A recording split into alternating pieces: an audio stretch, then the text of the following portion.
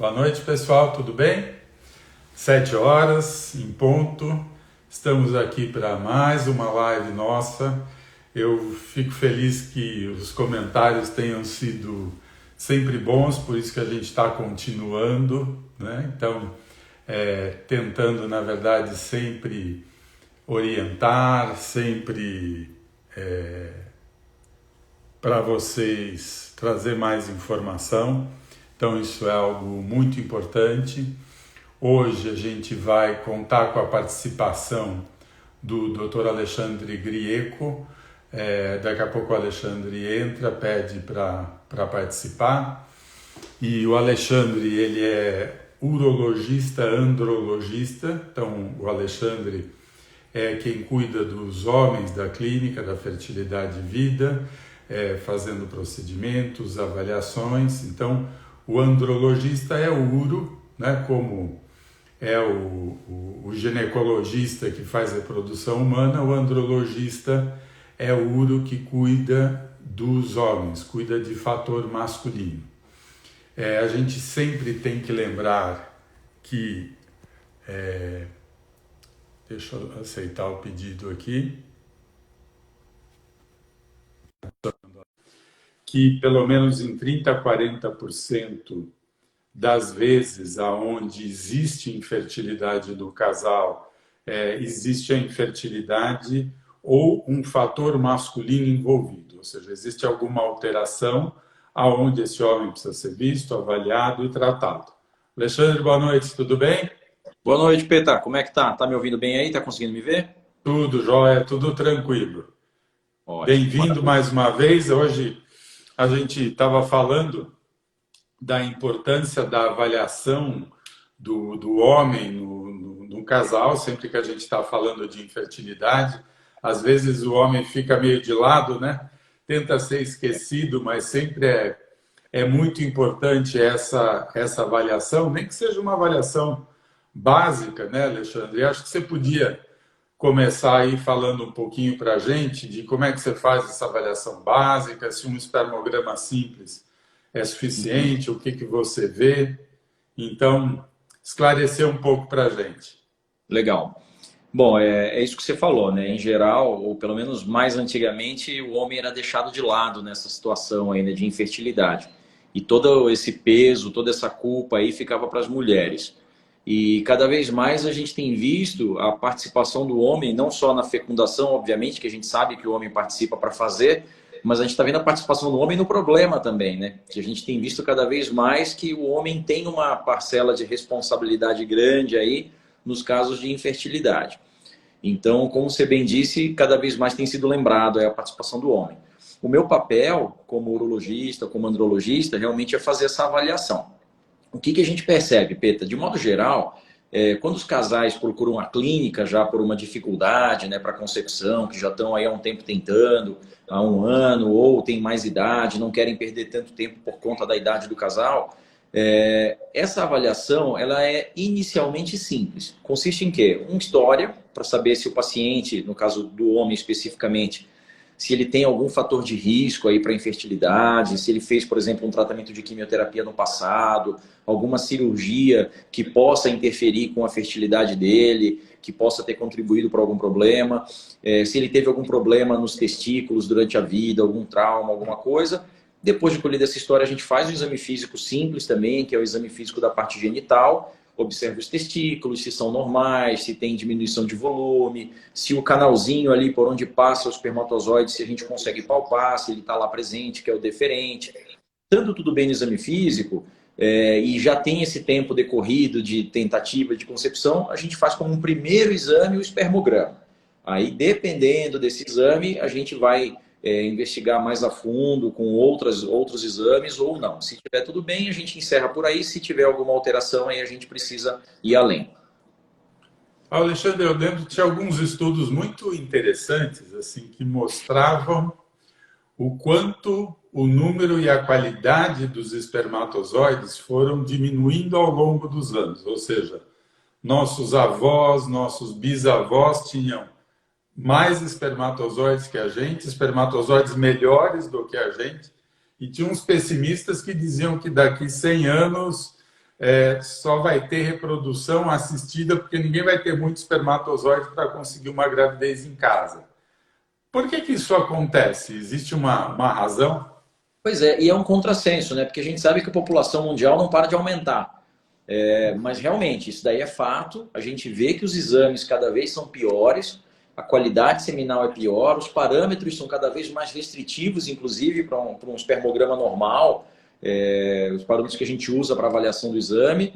E assim, tem diversas teorias para isso. Uma delas é a questão de estrogênio na água, por conta do uso de anticoncepcionais das mulheres. Então tem diversas teorias, a questão do estresse mesmo. Os homens também estão tendo filhos mais velhos e isso também contribui para uma qualidade seminal ruim, porque a gente vai avaliar essas pessoas quando eles querem ter filho e estão tendo dificuldade, muitas vezes eles já têm um pouco mais de idade, e isso também acaba contribuindo realmente para um exame ruim. Mas a gente sabe que, de fato, os exames estão cada vez piores. A gente tem homens ejaculando cada vez menos espermatozoides e de qualidade inferior. Mas mesmo assim estão conseguindo engravidar, né? A gente sabe que essa questão de que só vai ter reprodução assistida não é bem verdade, mas ela tem um papel importante e a tecnologia aumentou muito o número de gravidezes por reprodução assistida. Entendi. E tem, por exemplo, se você olha por um lado feminino, né, existe toda uma influência, desde poluição, né, estresse, fatores emocionais, vida nas grandes cidades. Então, hoje, por exemplo, você vê você vê mais endometriose de uma maneira precoce, né? E eu acho que se você também for pensar em hábitos de vida, cigarro, Bebida obesidade, alcoólica. quanto que isso influencia? O cara beber muito, fumar muito, né? Qual Isso a influencia influência disso bastante. na qualidade? Essa ocidentalização, de modo geral, dos hábitos, né, que é classificado dessa forma, que é o consumo excessivo da bebida alcoólica, os alimentos extremamente industrializados, a obesidade, a diminuição dos exercícios físicos, o cigarro, isso contribui muito. E associado à idade, que é um fator que eu já citei agora há pouco, realmente isso contribui de forma significativa. Quando a gente classifica em causas, né, de infertilidade masculina, os fatores ambientais, eles são como causas muito importantes. Tirando os fatores genéticos, de nascimento, alguma malformação que o indivíduo possa ter, algum problema hormonal, os fatores ambientais são os que mais contribuem. Inclusive pacientes que sabidamente eram férteis e depois de algum tempo querem ter uma nova concepção e realmente apresentam uma dificuldade, muitas vezes por conta desse tempo de exposição a esses fatores ambientais aí que você citou. Então, eles são muito importantes, sim. Então, para os casais que estão pensando aí em reprodução e realmente estão incluídos nesses hábitos ruins de forma excessiva, é algo para se preocupar. As infecções, né, as doenças sexualmente transmissíveis, então, Clamídia, usar gonorreia, camisinha, né? tudo isso influencia. Usar camisinha, fazer exercício, Exato. beber moderadamente, alimentação adequada, Reduzir tudo peso. aquilo que a gente sabe que deve fazer, mas nem todo Mas é o mundo mais segue, difícil, né? É o que eu né? falo É o para o mais paciente. Quando difícil. ele chega no consultório, ó, tem que perder peso. Eu sei que é difícil, mas a minha função é falar. Eu Tá, também tento perder e não é fácil. Então a gente sabe entendi. que faz parte da nossa função como médico orientar o certo, né? Então a gente tem que passar as informações do jeito que elas são. O que não pode é o paciente sair do consultório sem a informação correta. E a história da bike? Porque tem muito, olha, eu faço muito exercício, faço muita bicicleta, né? Isso realmente influencia? Depende do quanto, né?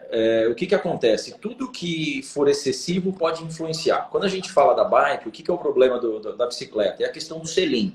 Né? A pessoa que pedala muito tempo, com muita frequência, ela vai ter um trauma crônico ali da região testicular, né? Não tem jeito. Quem pedala sabe que é incômodo a posição que fica, o testículo fica um pouco mais sensível.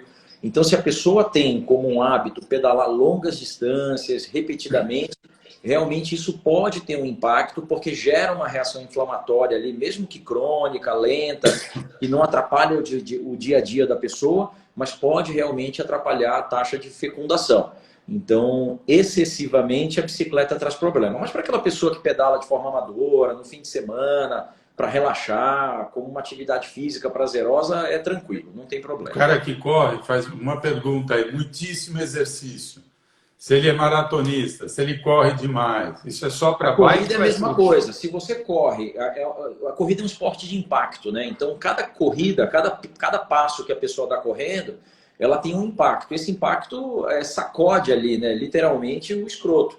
Então, se a pessoa não está usando uma cueca adequada para evitar que fique sacudindo ali os testículos, então isso realmente pode levar a um trauma. Então, o ideal é que pessoas que fazem esse tipo de exercício, que pode gerar algum impacto, usar a proteção adequada. Então, pode correr? Pode, mas usando uma cueca mais apropriada para não ficar tudo solto ali, para não trazer realmente trauma local. Então, nesse sentido, é tranquilo.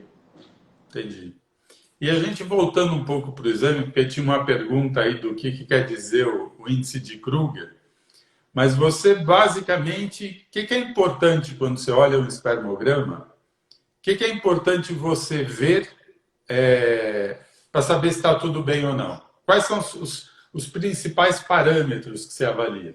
É legal, porque quando a gente pega um espermograma, quem já pegou esse exame, já viu, tem um monte de informação.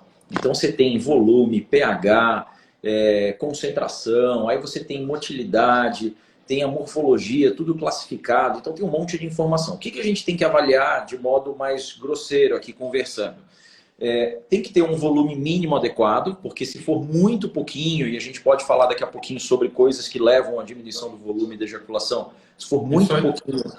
Isso aí é o quê? Uma colherinha de chá, de café ou... Na verdade, não dá para... É mais ou menos, se tiver pelo menos 1,5 ml, então vai ser o quê? Talvez um pouquinho mais que uma colherzinha de café. Então já começa a melhorar. Porque tem que ter uma vocês assustam os coitados. Às vezes o cara acha que tem que ter não pote não lá precisa ser igual a cavalo que enche um copo desse tamanho. Isso, tem que ser fica todo estressado. Exato. Se tiver uma colherzinha de café ali, se tiver uma boa quantidade de espermatozoide, uma concentração adequada de células, já é o suficiente. Né? Então, e o principal que a gente olha, quando você vê, mas tem aqui um pouquinho de alteração, a morfologia não está tão boa. O que a gente vê? Principalmente a quantidade dos que nadam para frente, né? Que é a motilidade progressiva que a gente chama. Então, se de modo geral você tem ali 5 milhões de espermatozoides no total da ejaculação, com uma morfologia adequada, que é aquele ovalzinho, com a cauda bonitinha, do jeito que a gente vê na televisão, e se eles nadam para frente, isso é bom. Tá? Então já tem um bom ejaculado que vai conseguir, provavelmente, conseguir alguma concepção, desde que, claro, que a parceira também seja normal, tenha uma ovulação adequada, porque pode muito bem o homem ser normal e ter o problema da mulher, ou às vezes os dois, né, que existe também essa possibilidade, mas considerando que o homem é normal, que a mulher é normal, esse volume aí já seria adequado. A morfologia de Kruger, ela é uma avaliação justamente dessa forma, né, que eu expliquei, oval, com o rabinho, todo bonitinho.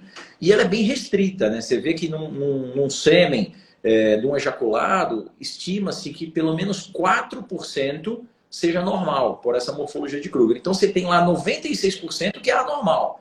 E a gente considera isso tranquilo, porque a morfologia realmente é bem restrita. Mas não é tudo ferro e fogo. Tem pacientes com morfologia de 2%, mas que tem um volume de ejaculado, de espermatozoides bons e que vai ter um sêmen adequado. Né? Vai passar desses 5 milhões aí, que seria o mínimo desejado, com uma qualidade boa. Ou seja, precisa ver o exame como um todo, né? Não é um parâmetro só alterado.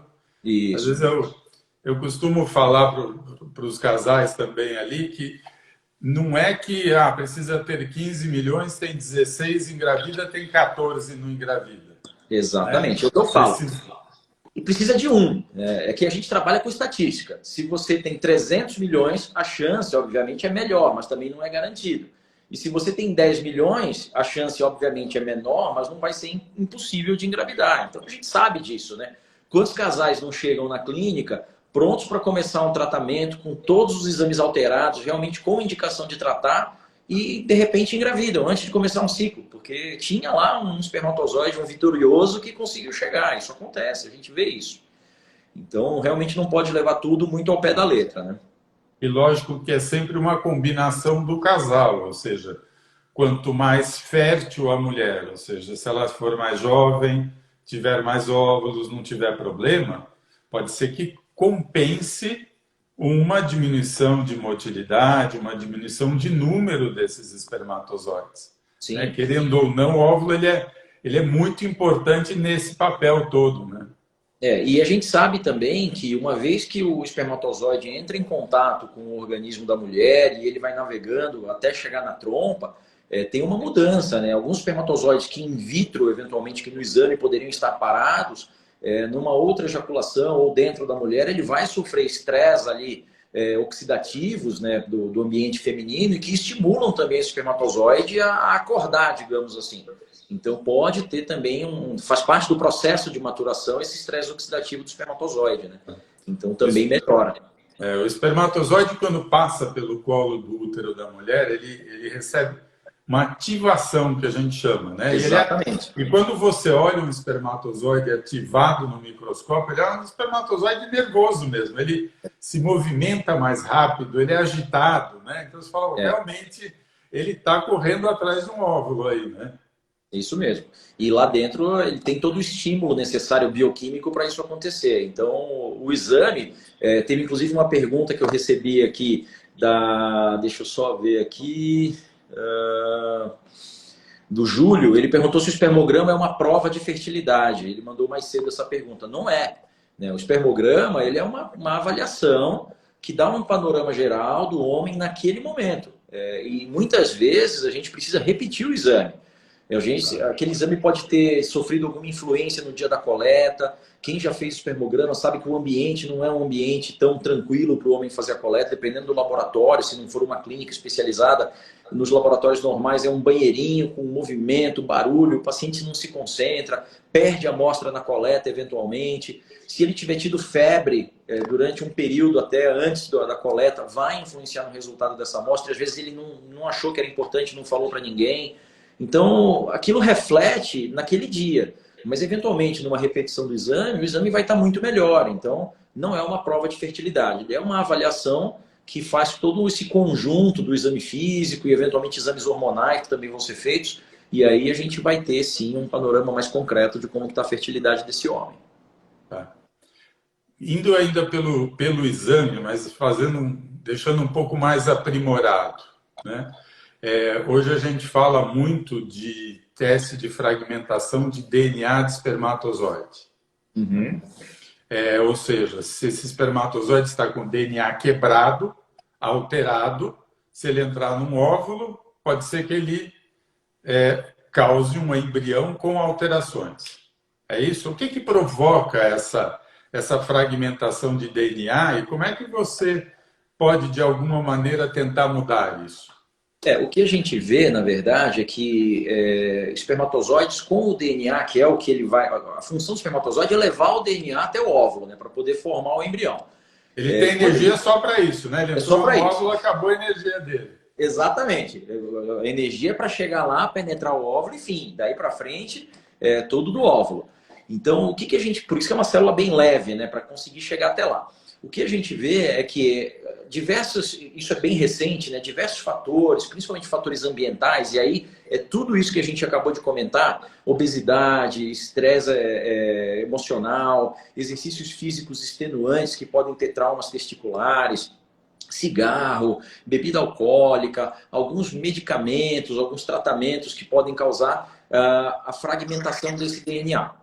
Então, com esse DNA fragmentado, ele chega até o óvulo, faz a fecundação, e o que se percebe é que com a taxa de fragmentação do DNA mais aumentada, esse embrião ele não progride. Ou quando ele progride, acaba muitas vezes levando a um abortamento precoce. Então, a pessoa tem a gravidez, faz a transferência, mas essa gravidez muitas vezes não vai para frente. O que a gente faz para evitar isso daí? Então a gente tenta, primeiro, corrigir os fatores que são corrigíveis, que são todos esses que a gente citou. Infecção, entrar com antibiótico, tratar a obesidade, diminuir bebida alcoólica, tabagismo, e hoje tem também os antioxidantes, que a gente sabe que tudo isso que são os fatores causais, eles levam à fragmentação do DNA por conta da geração dos radicais livres, que é o chamado estresse oxidativo. Então, esses radicais livres levam à destruição do DNA na célula. Se você entra com os antioxidantes, é uma tentativa de diminuir a formação desses radicais livres para diminuir o estresse oxidativo do espermatozoide.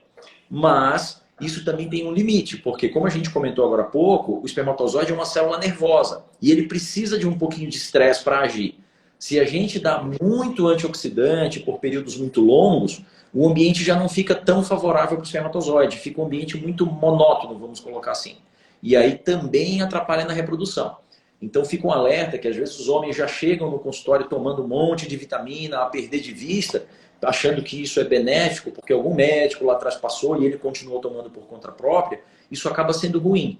O que os trabalhos mostram é que essa fragmentação responde muito bem ao uso dos antioxidantes, mas na forma de pulsos. Você usa 60 dias para dar um tempinho para o organismo respirar, o casal vai tentando, usa novamente e assim vai, que aí você tem uma resposta mais adequada do uso desses antioxidantes na melhora da fragmentação do DNA. Entendi.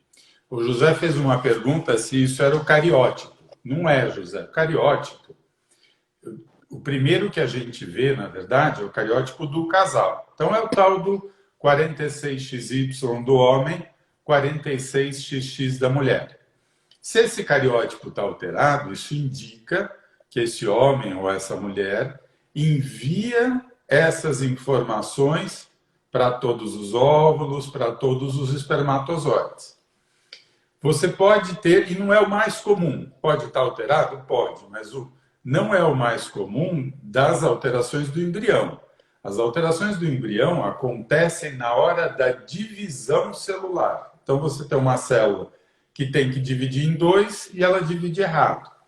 E isso acontece por aumento da fragmentação do DNA do espermatozoide, isso acontece pela idade da mulher, ou seja, quanto maior a idade, maior a taxa de alterações, né? Mas, sem dúvida, as alterações do cariótipo, alterações genéticas desse homem, pode levar à infertilidade. Está correto, Alexandre? Quais são as mais comuns aí que você vê? Exatamente, tudo isso que você falou. A avaliação do cariótipo, inclusive, a gente pede para todo homem que tem um quadro de azoospermia. O que é isso? Ele vai fazer um exame e tem 0 de espermatozoide. Então, ele tem o líquido, tem ejaculação, mas não sai células ali na ejaculação. Então, existe um risco desse paciente realmente ter uma causa genética dessa infertilidade, e aí é indicado fazer o cariótipo. Então, é colhido um sangue periférico da veia, nesse sangue é feita uma técnica de bandas e vão analisar essas células para ver se ele tem 46 cromossomos, se ele é XY, tudo bonitinho. O que pode dar de alteração? Não sei se a gente lembra das nossas aulas de biologia lá no colegial. Então, as principais síndromes que a gente tem genéticas são principalmente Klinefelter, que acomete muitos homens, né, nesse caso, e tem algumas mutações menos frequentes, que são mutações do gene da fibrose cística, que a gente vai comentar daqui a pouquinho. Mas o Klinefelter é uma síndrome muito frequente que chega no consultório. E por que ela é frequente? Porque ela não traz muito sintoma clínico, que a gente chama de fenótipo. São homens completamente normais, muitas vezes sem alteração alguma, e que estão tentando engravidar e não conseguem. E o que tem de alterado neles? Quando foi feita a formação, então veio o óvulo da mãe dele, o espermatozoide do pai, ele recebeu um cromossomo sexual a mais. Então ele ficou com 2 cromossomos X e um cromossomo Y. Então a pessoa que tem síndrome de Klinefelter, ela tem 47 cromossomos, não 46 como as pessoas normais, e tem 3 cromossomos sexuais. Ao invés de ser 46 XY, é 46 XXY, que nesse caso recebeu um X a mais da mãe. E o que leva a isso daí? Leva justamente a um quadro de atrofia testicular com uma diminuição ou às vezes ausência total da produção de espermatozoides. Então é um quadro de infertilidade que a gente detecta através da avaliação do cariótipo. Né? Entendi. E se você vai lá, ele vai fazer o espermograma 0, não tem espermatozoide nenhum. Você tem como buscar esses espermatozoides lá dentro. Lógico, você fez a tua avaliação, você acha que deve ter. Explica um pouco para a gente, porque tem uma pergunta para falar sobre microtese. Mas o que é tesa, pesa, microtese? Dá uma explicada geral para a gente o que quer dizer tudo isso. Legal. Bom, então o paciente chegou lá com ausência de espermatozoides na ejaculação. Primeira coisa que eu tenho que tentar entender é por que ele está ausente. Porque ele pode não estar produzindo e por isso que não está saindo na ejaculação, ou ele pode estar produzindo, mas tem algum fator obstrutivo. Pode ser uma vasectomia que ele fez alguns anos atrás, a gente já sabe qual é a causa da obstrução, ou ele pode ter alguma malformação, pode ter tido alguma infecção por uma doença sexualmente transmissível que obstruiu os ductos deferentes que eliminariam o espermatozoide. Então, tem diversas causas para essa ausência do espermatozoide. Se for uma causa, por exemplo, obstrutiva, a gente pode começar, para a captura desse espermatozoide, fazer uma punção do epidídimo. O que é o epidídimo? É a estrutura que fica em cima do testículo, onde é feito o amadurecimento desses espermatozoides antes de saírem para a ejaculação. Então a gente faz o PESA, que é uma punção do epidídimo através de aspiração. Então o paciente com uma anestesia local, eventualmente com uma sedação, a gente faz a punção do epidídimo com uma agulha fina e tira espermatozoides viáveis dali, já prontos para reprodução, para fazer o ICSI, que é a injeção dentro do óvulo. Se o paciente não tiver material dentro do epidídimo, a gente pode, então, subir para o testículo. E aí eu posso fazer, então, o que é o TESA, que seria a punção do testículo, com uma agulha um pouquinho mais grossa, para colher de dentro do testículo os túbulos seminíferos, que são os locais onde o espermatozoide é formado. Talvez ele não esteja tão maduro quanto no epidídimo, mas mesmo ele não estando tão maduro, a gente consegue, muitas vezes, encontrar espermatozoides viáveis ali. Desde que ele tenha uma produção num ritmo bom, para que a gente tenha ali uma quantidade na punção do testículo. Porém, a gente pode ter outros tipos de coleta. Se a produção dele é uma produção em menor quantidade, talvez numa punção do testículo eu não consiga ter material suficiente. E aí, então, a gente passa para o microtese, que seria a microdissecção do testículo, em que é feita, então, uma incisão maior desse testículo, isso é feito no ambiente de centro cirúrgico, com uma anestesia, que pode ser a RAC, que é aquela que bloqueia da cintura para baixo, ou uma anestesia geral, e é feita, então, a abertura do testículo. Com o auxílio do microscópio, eu vou, então, olhar todo o parênquima do testículo desse paciente, identificando os túbulos que visivelmente estão mais bonitos, mais engurgitados, que teriam ali maior conteúdo dentro deles, que seriam os espermatozoides. Então a gente colhe microscopicamente pequenos túbulos, entrego na hora isso para a embriologista que está na sala, e ela vai no microscópio dissecar esses túbulos para procurar então os espermatozoides maduros viáveis para fazer a fertilização. O procedimento ele é tranquilo, pós-operatório a dor é muito pouca, apesar de toda vez que a gente fala em mexer no testículo, o homem sempre fica com aquela aflição, né? Ele lembra daquela bolada que ele tomou e aquela dor. Mas todos esses procedimentos, por serem feitos com anestesia, sedação, na hora, obviamente, a pessoa não sente nada, mas mesmo no pós-operatório costuma ser muito tranquilo. A dor é muito pouca e qualquer analgésico comum costuma ser suficiente para resolver. Mas isso faz muita diferença, porque assim, bom, a gente... Ao longo dos anos você vai observando muita gente, né? E você é um cara com muita habilidade manual, é um cara rápido, né? É um cara muito preciso na hora de achar local, colher esses espermatozoides. Então eu sempre vejo que assim, o tempo e a eficiência que você faz esses procedimentos são muito bons, né? E claramente isso tem a ver com a dor depois desse homem que foi submetido a todos esses procedimentos, né? Então, fica sempre essa ressalva, né? De que quanto mais preciso for o seu urologista, melhor, né? A gente tenta sempre fazer desse jeito. Inclusive, já peguei alguns casos que fizeram em outros locais que foi traumático, e o paciente sofreu bastante. Eu falei, vamos tentar de novo, tem tudo para ser tranquilo, vamos lá. E realmente foi tudo bem. O paciente falou, poxa, foi totalmente diferente. Felizmente deu certo. Mas realmente, se for um caso mais complicado, tiver que furar um pouco mais, ou for um procedimento mais demorado, isso realmente vai levar um pouco mais de dor, porque a sensibilidade está lá, né? Então gera uma reação inflamatória. Então a gente tenta ao máximo se aprimorar para fazer da melhor forma. Entendi. Ô Alexandre, e a vasectomia? Porque a vasectomia, na verdade, acaba sendo uma obstrução, mas uma obstrução feita propositalmente, né, para quem não quer mais engravidar. E aí a pessoa se arrepende e você pode fazer o quê? Você pode reverter a vasectomia ou você vai para uma fertilização in vitro. A reversão, ela é tranquila, ela é fácil, ela funciona? Como é que é? O que a gente tem que ver, primeiro é o seguinte, quando um paciente chega para mim para fazer uma reversão, são duas perguntas importantes que a gente faz. Quanto tempo de vasectomia ele tem e como é que era o passado fértil dessa pessoa? Porque imagina o seguinte, eu tenho um paciente que fez vasectomia há 20 anos. 20 anos é muito tempo para eu pensar numa reversão. A taxa de sucesso é muito ruim. Então, não é a melhor opção para esse sujeito. A melhor opção para ele é fazer PESA, é fazer a punção do epidídimo, colher material dali e fazer direto a reprodução assistida. Por outro lado, se eu tenho um paciente com pouco tempo de vasectomia, abaixo de 5 anos, 5, 6 anos, a gente considera como um procedimento de alta taxa de sucesso. Então, é um procedimento que vale a pena a gente considerar. A outra pergunta que eu falei é sobre o passado fértil, porque eu posso ter um paciente que fez vasectomia há 3 anos, mas ele teve uma dificuldade tremenda para engravidar antes disso.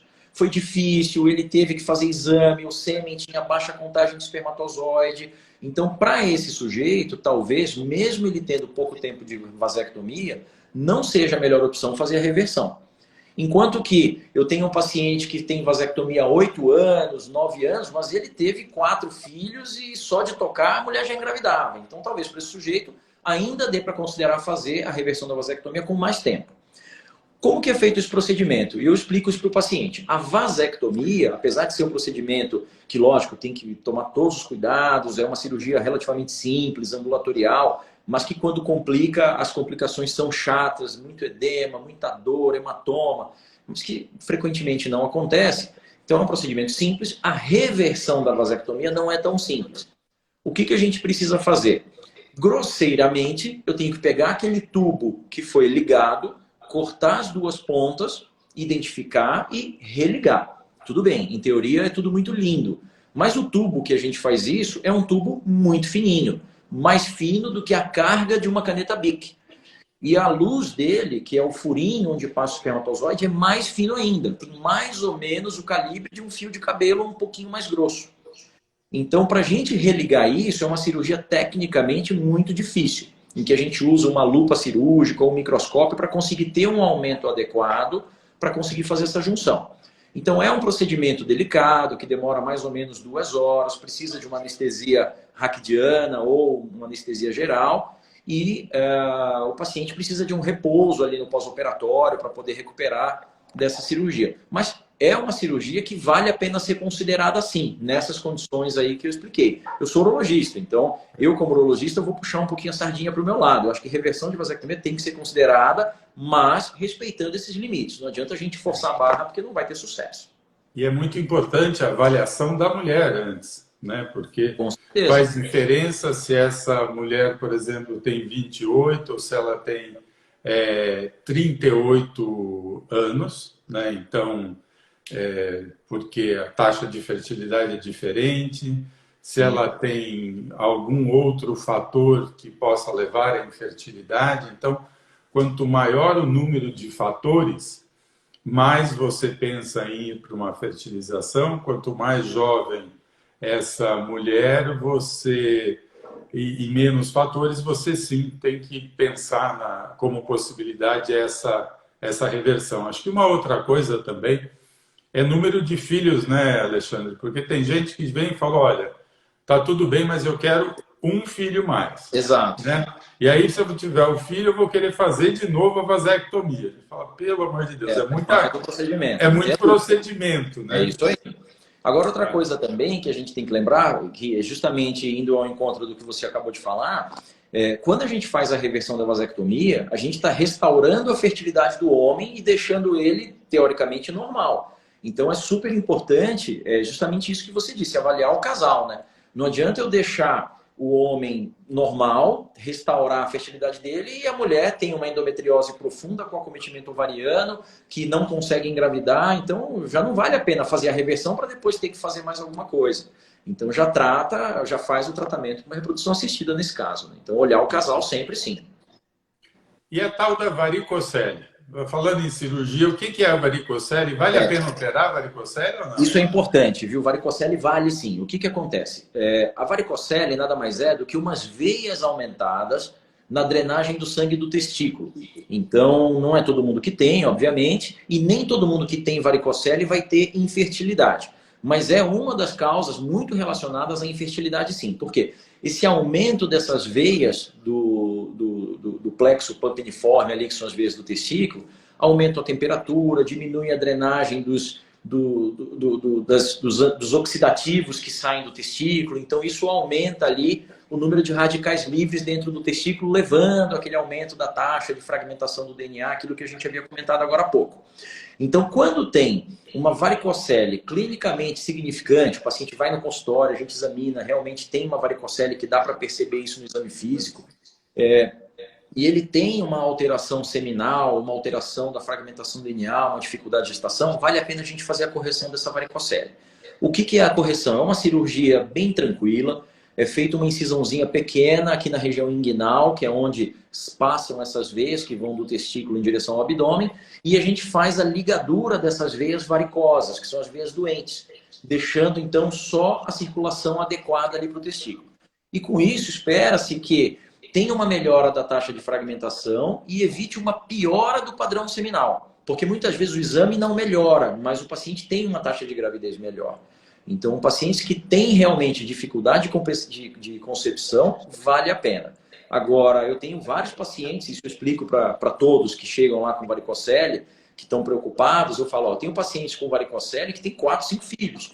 Então, não é uma coisa diretamente relacionada à infertilidade, mas uma vez que tenha a infertilidade e tem varicocele, vale a pena corrigir sim.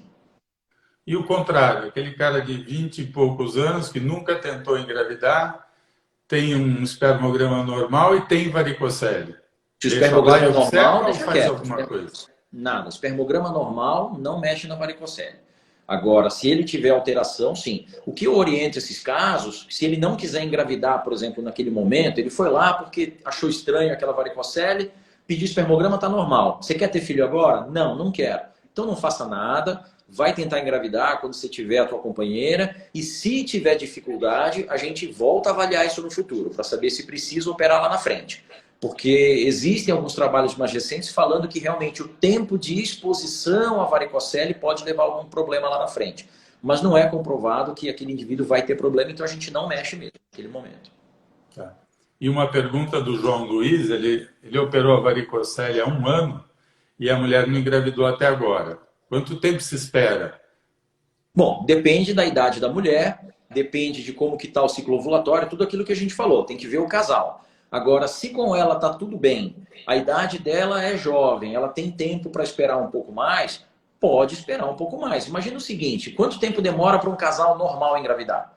A gente sabe que quanto mais tempo passa, diminui a chance, obviamente, mas em tese se esperaria ali até no máximo 3 anos se o paciente tiver tempo para queimar. Se não tem, você já vai antecipar isso daí. Então, se ele já fez a correção da varicocele e está ansioso, a mulher dele já tem um pouco mais de idade, já tem que antecipar o tratamento, né? Eu, depois de 1 ano que não engravidaram, eu já fico nervoso. E se a idade está acima dos 38, às vezes já depois de 8 meses... Mas aí é que tá, com 38, deu 6 meses e já dá o ciricutico, né? Eu acho que a idade é muito importante. Tem um estudo recente, um estudo em inglês muito interessante, porque é muito comum as mulheres chegarem para o médico e falar, olha, doutor, até quando tudo bem eu engravidar? E essa pesquisadora perguntou para médicos mesmo, até quando tudo bem uma mulher esperar para engravidar?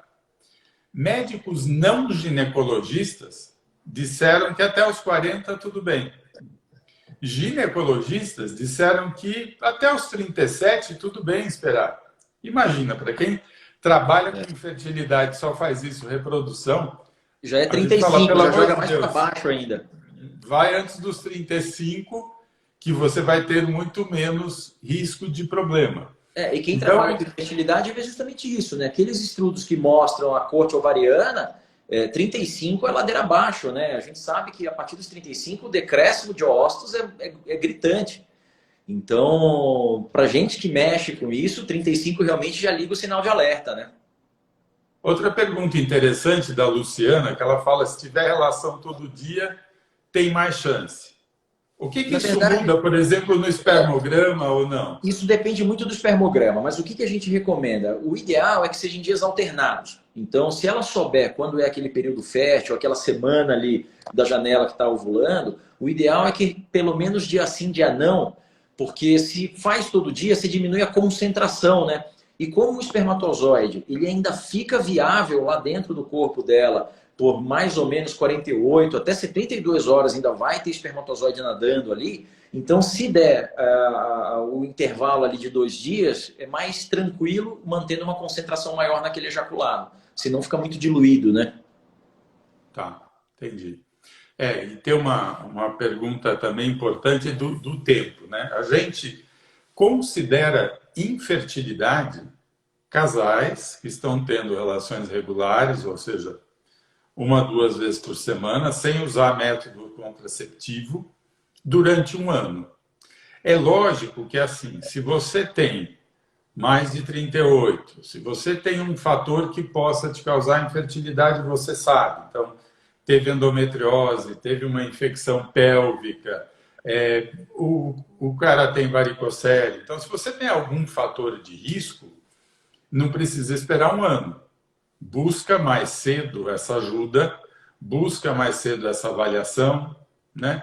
Ah, mas eu estou ali há 2 anos, fui fazer exame, ninguém viu nada, eu vou para todo lugar, eu não tenho nada. Não é verdade que você não tem nada, ou seja, se não tivesse nada, já deveria ter engravidado. Então, muitas vezes, quando o problema não está onde a gente enxerga, é porque o problema está onde nós não estamos enxergando.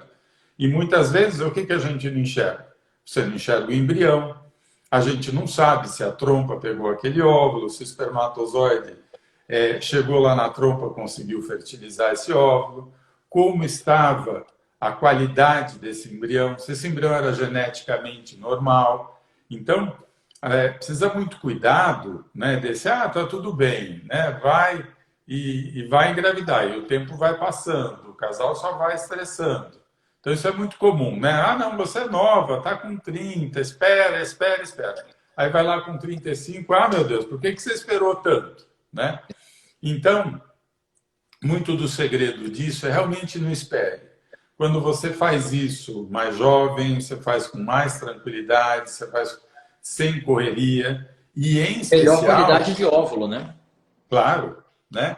E em especial, às vezes, procedimentos mais simples, ou seja, não é sempre que você precisa recorrer a uma fertilização in vitro para engravidar.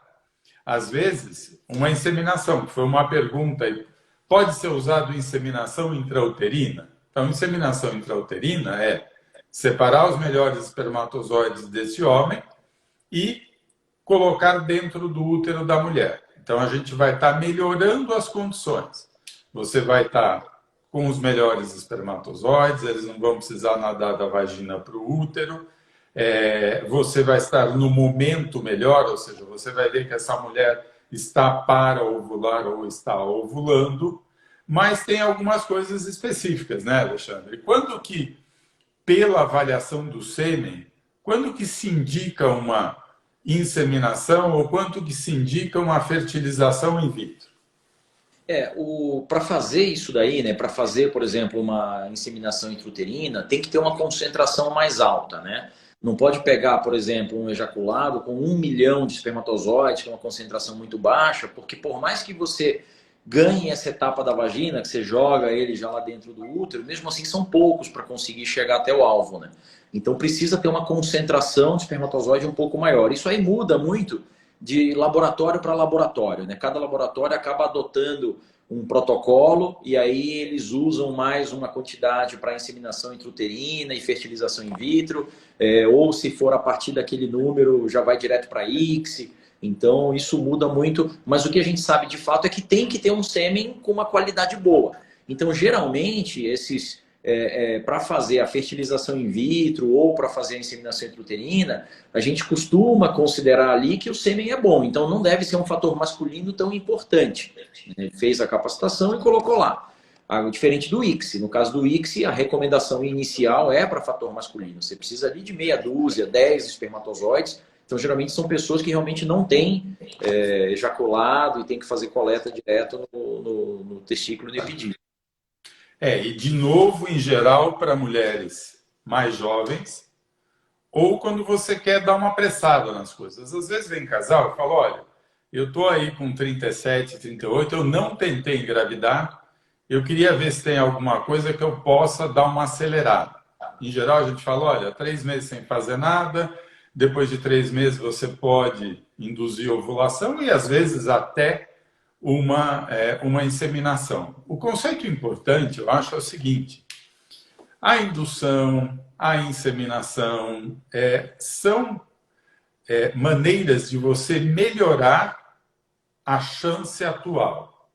Só que se você pegar um casal que a mulher está com 38 anos, tem 3, 4 anos de infertilidade, qual que é a chance dela engravidar em casa? É 1, 2%. Então, quando você faz coisas para melhorar, né? E você melhorar muito, vamos supor que a gente melhore em 100%. Você leva esse 1, 2 para 2 a 4. Então, isso tem que estar muito claro, às vezes, né, de que a chance tem que ser colocada claramente para essas pessoas. Né? Muitas vezes, Dá a decisão, né? Claro, porque muitas vezes tratamento de infertilidade, você tem caminhos, você tem escolhas. O que a pessoa precisa saber para poder também escolher?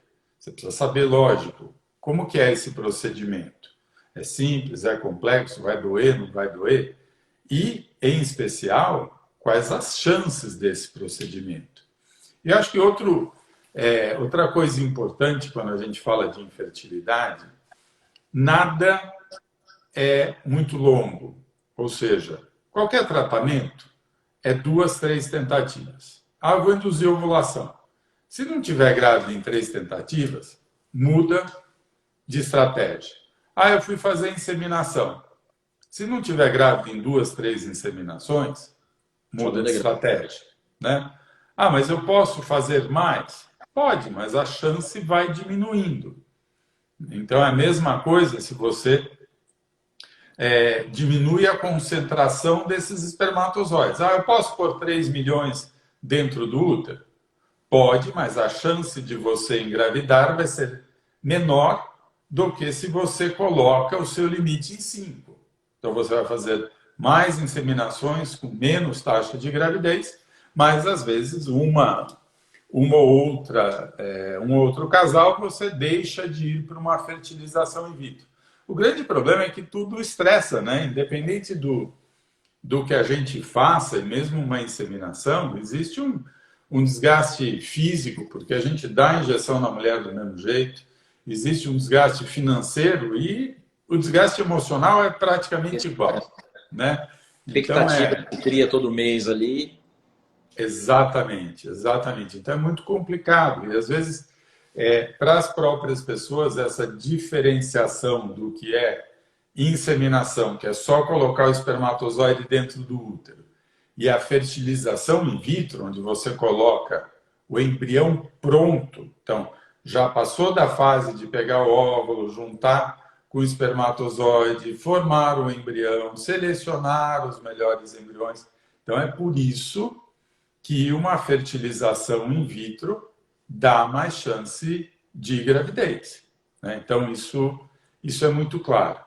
E esse conceito, Alexandre, você falou um pouco lá atrás, precisa de um só. E aí o cidadão fala, mas eu tenho 10, se você precisa de um só, tá tudo bem. É muito diferente ter 10, 10 mil, 10 milhões, 100 milhões? É o que eu falei, é estatístico, né? Eu só preciso de um. É como jogar na Sena. Se eu jogar na Sena com um bilhete, a chance de eu ganhar não é tão boa quanto se eu jogar com 100 bilhetes. Não quer dizer que eu jogando com 100 vai ganhar. Pode ser que ganhe o sujeito com um. A gente cansa de ver isso acontecer. Mas, obviamente, se você tem uma concentração maior, você tem uma quantidade maior de ejaculado ali, as chances são maiores e melhores. Agora tem que ter qualidade, também não é só quantidade, tem aqueles outros parâmetros. Tem vários pacientes que chegam, às vezes, no consultório com um volume do ejaculado, do líquido adequado, uma quantidade de espermatozoides adequada, mas todos imóveis, todos mortos, e isso aí não vai chegar em lugar nenhum. Então, essa questão da quantidade não é só a quantidade, né? Então, isso é importante levar em consideração o exame como um todo. Tá, e o medicamento que o cara possa estar usando? A gente é muito famoso remédio para queda de cabelo, né? Quais são os campeões aí dos medicamentos para afetar o número, qualidade de espermatozoide? Quando a gente fala de remédio, a primeira coisa que a gente tem que saber é quimioterapia, né? Que foge um pouco dos medicamentos usuais, mas quimioterapia realmente, dependendo do motivo dessa quimioterapia, tem um risco grande de afetar a infertilidade. Então, sempre que o paciente tiver algum diagnóstico de câncer, e aí tem pacientes jovens que têm câncer, especialmente o câncer de testículo, vai precisar fazer uma quimioterapia, é super importante fazer um congelamento seminal antes de começar essa quimioterapia. Porque a quimioterapia pode afetar e às vezes deixar realmente esse paciente sem espermatozoide depois do tratamento. E se ele tem esse sêmen previamente congelado, e as clínicas como a Fertilidade e Vida faz esse serviço de congelamento, você deixa esse sêmen guardado para uma utilização no futuro.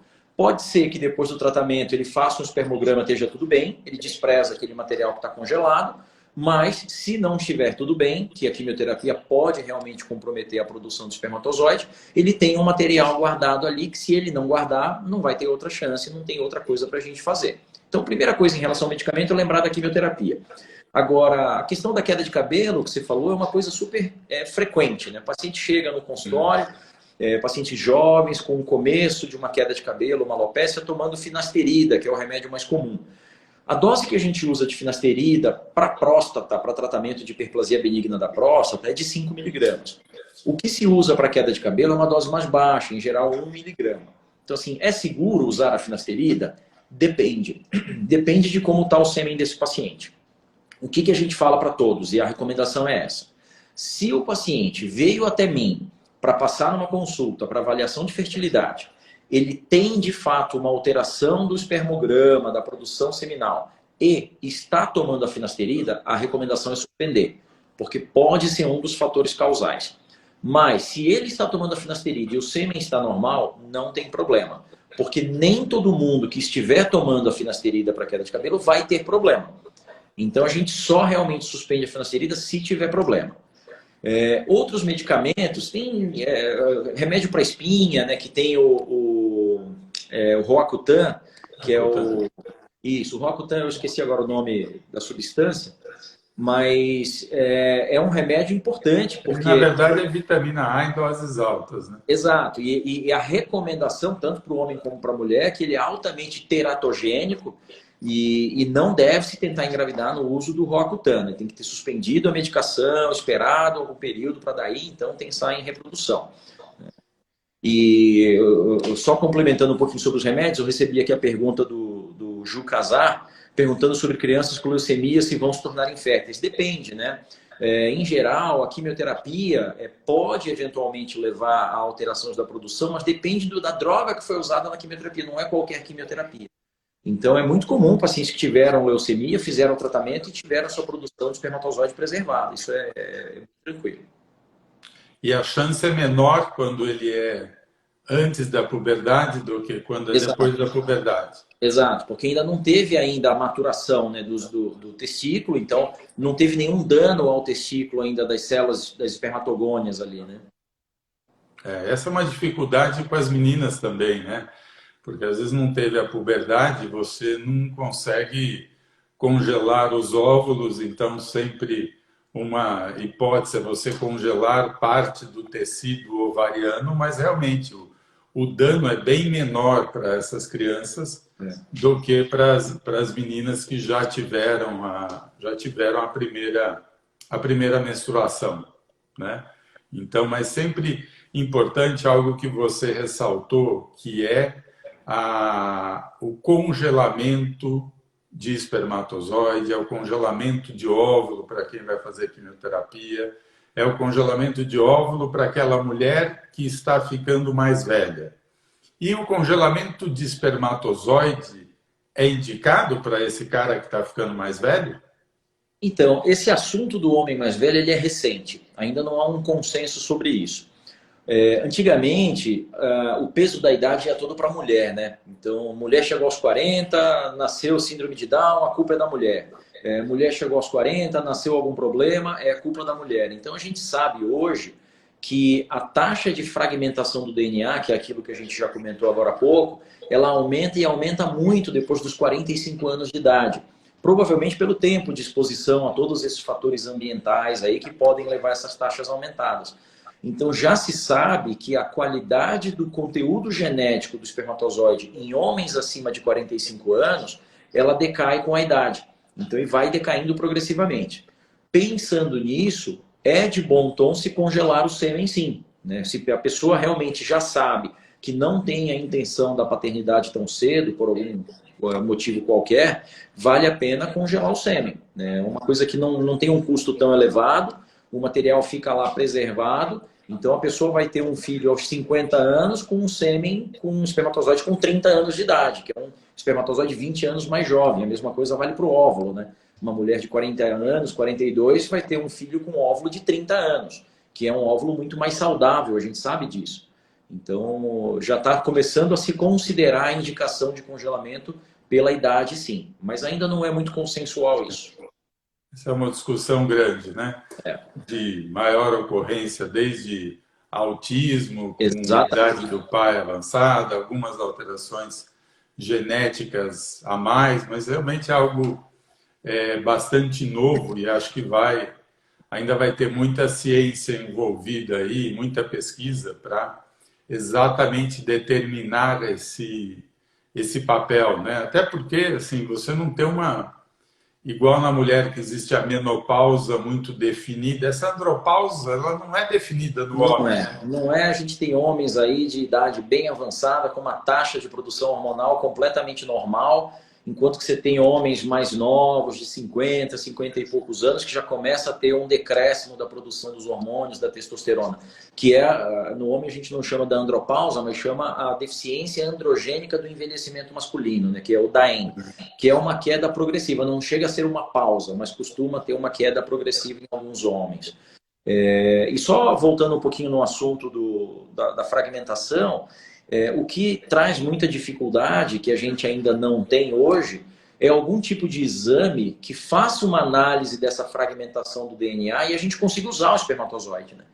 Porque o que acontece? A gente consegue calcular essa fragmentação, né? Lá na clínica faz o teste para a gente avaliar a fragmentação do DNA. Então a gente sabe já que naquela amostra seminal ele tem 25% de taxa de fragmentação, que é uma taxa considerada alta. Aí a pessoa fala, bom, então por que você não pega aqueles outros 75% e usa? Porque quando a gente faz o exame, a gente mata o espermatozoide. Diferente de um exame, por exemplo, do óvulo, que eu consigo colocar no microscópio e avaliar a qualidade daquele ósseo de uma forma mais minuciosa. Então, o embrião que a gente pode fazer uma biópsia dele depois de pronto, sem perder esse embrião. Então, talvez daqui a algum tempo, quando já tiver um exame que a gente consiga avaliar a fragmentação e usar aquele DNA, aquele espermatozoide, aí vai ser uma coisa realmente revolucionária, que eu vou ter uma melhor seleção desse espermatozoide. Tá ótimo. Bom, Alexandre, o Instagram já está avisando que nós estamos no nosso minuto final, então fica à vontade se você quiser deixar alguma mensagem final aí de alerta para todo mundo. Bom, obrigado, Peta, pelo convite. É muito bom estar participando aqui para esclarecer as pessoas. Quem tiver dúvida pode entrar em contato pelas mídias sociais do Fertilidade Vida. E a recomendação é essa toda que a gente conversou, né? Tentar, dentro do possível, uma vida saudável para que tenha uma qualidade reprodutiva adequada aí para o futuro. Tá ótimo. Eu que te agradeço, Alexandre. Grande prazer. Sempre a história do fator masculino, às vezes passa de mito, passa de desconhecimento, então é muito importante conversar. Como o Alexandre falou para vocês, tem no meu Instagram, do Alexandre, mídias sociais, site Fertilidade e Vida, fiquem à vontade, pode mandar as perguntas, nós vamos ter o maior prazer em responder. Obrigado de novo por estarem com a gente, uma boa noite, bom resto de semana e fiquem com Deus. Boa noite a todos. Tchau, tchau.